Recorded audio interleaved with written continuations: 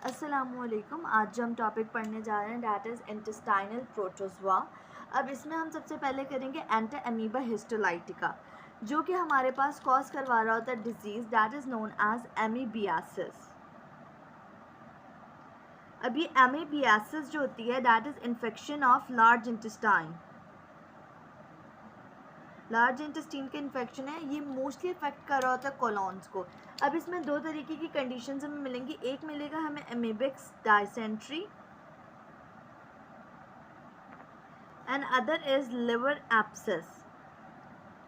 अब बात करते हैं इसकी इंपॉर्टेंट प्रॉपर्टीज़ की, तो it consist of 2 stages. Stages कितनी है इसकी? 2। एक होता है इसमें सिस्ट और एक होता है ट्रोफोजोइड।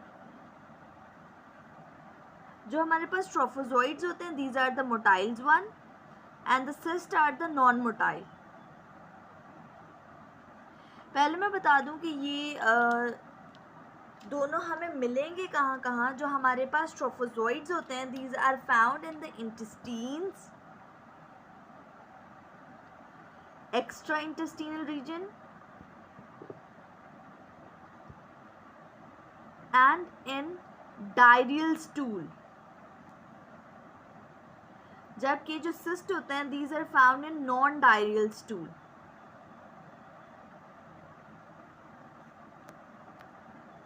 सिस्ट के बारे में एक बहुत इंपॉर्टेंट बात यह है कि these are not killed by, ये हाईली रेसिस्टेंट होते हैं, किल नहीं होते by boiling. However they can be removed by filtration. ये इनके बारे में एक स्पेसिफिक इनका फीचर है। अब बात करते हैं इसकी लाइफ साइकिल की, तो इसमें क्या होता है कि ह्यूमंस इन्फेक्ट हो रहे होते हैं by the injection of cyst. Cyst क्या होता है? This is the non motile amoeba जिसके 4 न्यूक्लियाई होते हैं। अब ये हमारे पास कंटेमिनेट होता है इन द फूड एंड वाटर और वो इंजेस्ट कर लेते हैं ह्यूमंस। अब ह्यूमंस में जब ये एंटर होता है तो इसकी एक्साइटेशन होती है स्मॉल इंटेस्टीन में, फिर ये ट्रोफोजोइड्स में कन्वर्ट हो जाता है। अब ये जो होता है सिस्ट, एक सिस्ट में 4 न्यूक्लियाई होते हैं। अब ये जब एक्साइट होते हैं, ये 4 न्यूक्लियाई प्रोड्यूस्ड होते हैं, तो ये कन्वर्ट हो जाते हैं इनटू ये 4 न्यूक्लियाई। सिस्ट जो होता है ये कन्वर्ट हो जाते हैं इनटू 8 ट्रोफोजोइड्स। अब ये ट्रोफोजोइड्स कोलोन में खुद को इंसिस्ट करते हैं। अब इनके 3 वेज हैं यहाँ से पास आउट होने के। एक ये कि ये किसी भी सॉफ्ट स्टूल में यानी डायरियल स्टूल में चला जाए, जो कि इसकी नॉन इन्फेक्टिव फॉर्म है, ये इन्फेक्शन को कॉज नहीं करवाएगी। दूसरा ये कि ये किसी फॉर्म स्टूल में चला जाए, नॉन डायरियल स्टूल में चला जाए, जो कि जाकर इन्फेक्शन करवाएगी with contamination of food and water. जबकि तीसरा ये कि ये स्मॉल इंटेस्टीन को इरोड करे, स्मॉल इंटेस्टीन को पेनिट्रेट करे, एंटर हो जाए इनटू द सर्कुलेशन और पोर्टल सर्कुलेशन के ज़रिए एंटर हो इनटू द लिवर, और लिवर में ये कॉज करवाए लिवर एब्सेस। तो इस तरीके से ये साइकिल रिपीट भी हो रही होती है और मज़ीद इन्फेक्शियस कंडीशन भी हो रही होती है via entering into the blood circulation. अब हम बात करते हैं इसकी ट्रांसमिशन की। अब बात करते हैं हम इसकी ट्रांसमिशन की, तो that is via feco oral route. Feco oral route से कैसे हो रहा होता है कि कंटामिनेट होगा in the food and water. Second is anal oral route जिसमें होमोसेक्सुअल मैंस आ जाते हैं ज़्यादा। और उसके बाद हमारे पास थर्ड होता है वेक्टर ट्रांसमिशन, लाइक जो फ्लीज, कॉकरोच एंड रोडेंट्स, ये जो हमारे पास मोस्टली घरों और कुछ रेस्टोरेंट्स वगैरह में भी, खैर फ्लीज और कॉकरोच तो मोस्टली पाए जाते हैं, रोडेंट्स भी, तो ये सिस्ट को कैरी कर रहे होते हैं और ये सिस्ट पे कंटेमिनेट हो जाएगा with the drinks and food और वो हमारे पास एंटर हो जाएगा into the human system after injection. अब इसकी पैथोजेनेसिस की बात करते हैं, तो इसमें ये होता है कि ट्रोफोजोइड्स जो होते हैं ये इन्वेड करते हैं एपिथेलियम को और सिक्रीट करते हैं एंजाइम्स। अब एंजाइम्स की सिक्रीशन की वजह से क्या होगा कि ये कॉज करेंगे नेक्रोसिस। नेक्रोसिस कॉज करें और जब ये लीजन जो होगी वो रीच कर जाएगी, लीजन रीच कर जाएगी मस्कुलरिस म्यूकोजा लेयर तक, तो दैट विल कॉज एक ख़ास किस्म का अल्सर जो कि इसके डायग्नोस्टिक फीचर्स में भी आता है, फ्लास्क शेप्ड अल्सर्स। पूरी एपिथेलियम पे ये फ्लास्क शेप अल्सर्स बन जाएंगे और that will cause the damage to the epithelium. अब इसके बाद इसकी सेकंड पैथोजेनेसिस ये है कि ट्रोफोजोइड्स जो होते हैं ये पेनिट्रेट करेंगे इनटू द म्यूकोजा, इनटू सब म्यूकोजा। हमें पता है सब म्यूकोजा में सारे वेसल्स वगैरह प्रेजेंट होते हैं, तो जब ये सब म्यूकोजा में पेनिट्रेट करेगा तो trophozoite will enter into the portal circulation, और पोर्टल सर्कुलेशन से हमें पता है ये कहाँ ड्रेन हो रही है, इनटू द लिवर। तो ट्रोफोजोइड इनडायरेक्टली पोर्टल सर्कुलेशन से एंटर हो रहा है लिवर में और वहाँ पे कॉज करेगा एब्सेस कंटेनिंग ट्रोफोजोइड फॉर्म। यहाँ तक होगी इसकी पैथोजेनेसिस। एपिडेमियोलॉजी की बात करते हैं तो ये अकर हो रहा होता है in the poor sanitation countries, ऐसी कंट्रीज़ जो कि अंडर डेवलप्ड हैं, जहाँ पे पुअर सैनिटेशन है वहाँ पर ये हो रहा होता है।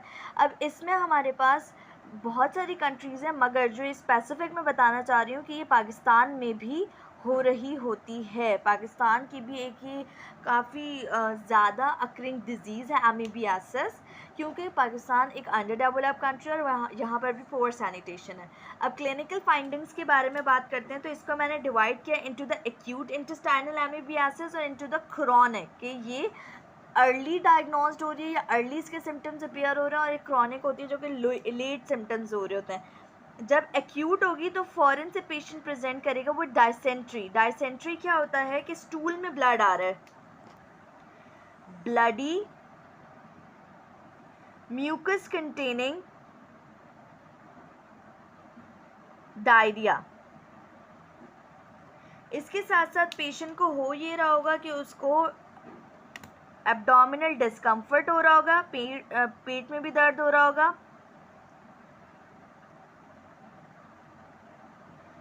टेनेस्मस हो रहा होगा। टेनेस्मस क्या होता है कि जो उसका एनल रीजन होता है वहाँ पे उसको पेन हो रहा होगा, कि जब वो फीसेस पास कर रहा होगा या नहीं कर रहा होगा तो उसके एनल रीजन के अराउंड उसको सिवियर पेन हो रहा होगा।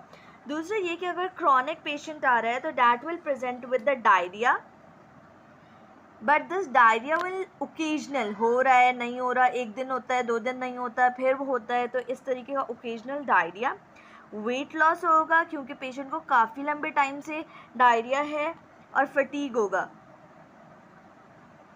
अब यहाँ पे एक और बात बता दूं कि अगर ग्रेन्युलोमैटस लीजन हो ड्यू टू दिस एमीबियासिस तो वो कहलाती है एमीबोमा। ग्रेन्युलोमैटस लीजन इज नोन एज एमीबोमा, जो कि हमें मिलती है कहाँ पे, सीकल रीजन में या फिर recto sigmoidal area of colon में। इन दोनों जगहों पे हमें क्या मिलेगा, ग्रैन्युलेशन हो रही होगी, ग्रैन्युलोमैटस लीजन हो रही होगी, कहाँ पे, सीकल और recto sigmoidal area of the colon पे। अब यहाँ अब फर्दर क्या होगा इसमें, अब एमेबिक एब्सेस ऑफ लिवर में हमें कैसे मिलेगा पेशेंट। इसके जो साइंस एंड सिम्टम्स ये हैं कि लिवर जो होता है वो राइट अपर क्वाड्रेंट में होता है, तो वहीं पे पेन हो रहा होगा, राइट अपर क्वाड्रेंट पेन,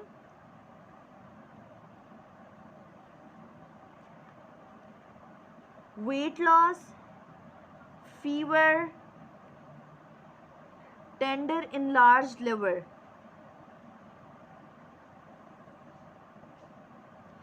अच्छा, अब यहाँ पे एक और बात ये है कि अगर ये एब्सेस जो है ये राइट लोब में है तो राइट लोब से ये एब्सेस पेनिट्रेट करेगा इनटू द डायफ्राम, और डायफ्राम से होते हुए it will enter into the lungs और वहाँ पे लंग डिजीज़ कॉज कर सकता है। अब अगर इसी लिवर एब्सेस को एस्पायर किया जाए, एस्पायरेशन ऑफ एब्सेस हो,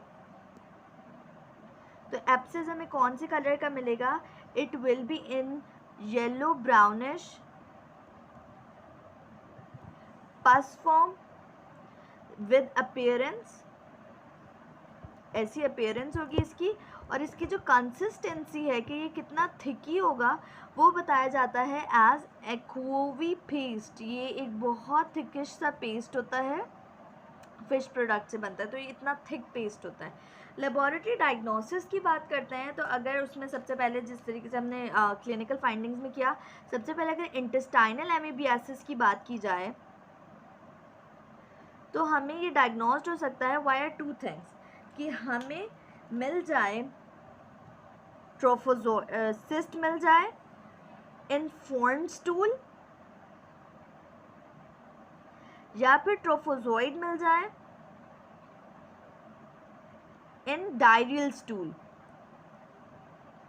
अब ट्रोफोजोइड से रिलेटेड एक बात बता दूं कि ट्रोफोजोइड को देखने के लिए जो सैंपल होगा, स्टूल सैंपल,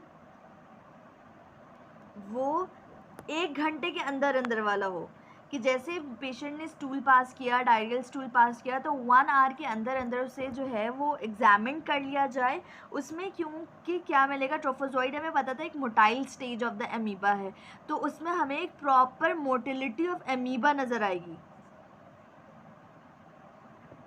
और ये किसका फीचर है, ओनली फॉर द ट्रोफोजोइड, क्योंकि सिस जो होते हैं ये नॉन मोटाइल होते हैं और डायरियल स्टूल में भी नहीं होते। तो 1 आवर में लेंगे तो मोटिलिटी ऑफ द एमीबा मिल सकती है ऑफ ट्रोफोजोइड।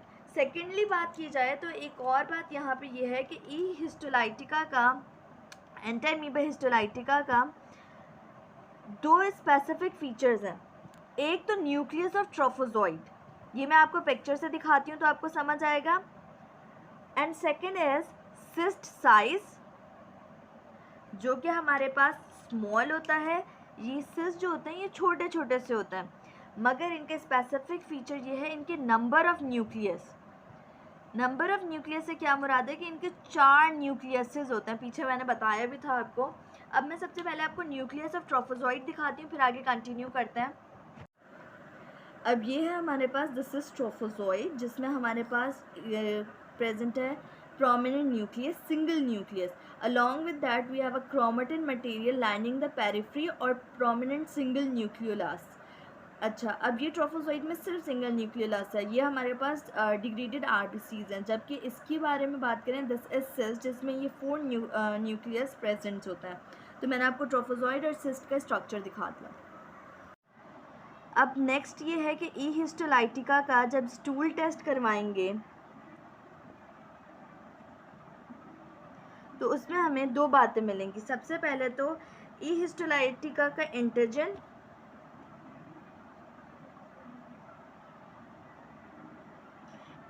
डिटेक्ट कर सकते हैं हम, और न्यूक्लिक एसिड डिटेक्ट किया जा सकता है वाया पीसीआर।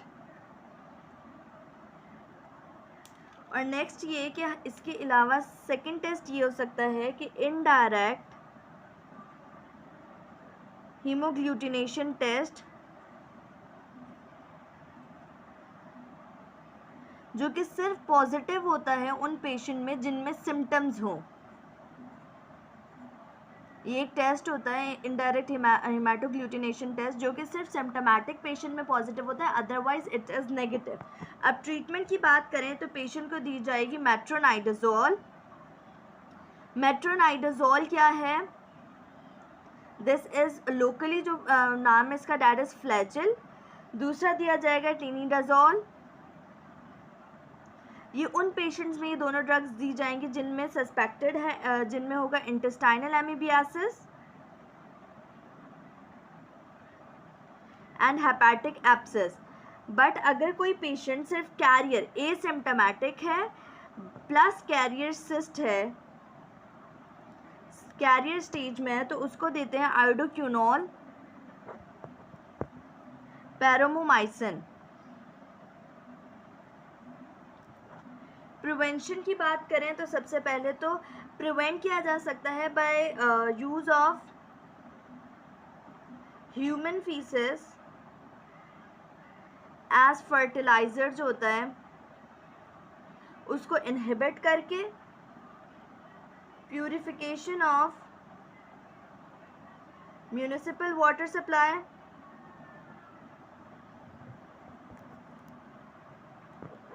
पर्सनल हाइजीन के थ्रू। अब यहाँ तक हमने कंप्लीट कर लिया है Entamoeba histolytica the first intestinal protozoa.